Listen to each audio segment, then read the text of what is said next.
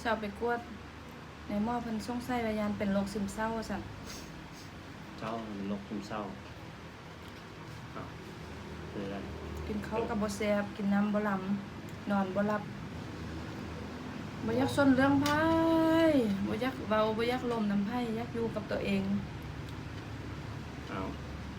เพราะฉะนั้นนั่นเด้ซั่นกินข้าวก็บ่แซ่บฉะนั้น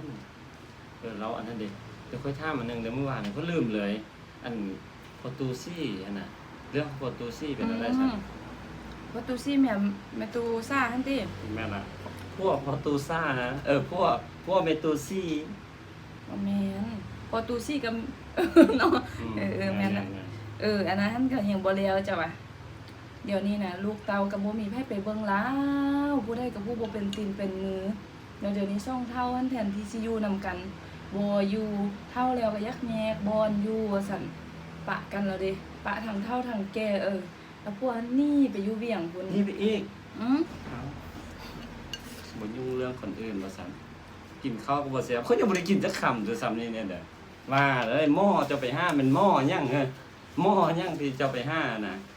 แม่นหม้อซักยาอยู่บ่หรือว่าหม้ออันมักเว้าคนผู้อื่นหั่น ไปหาหมอผล คือโอ้ย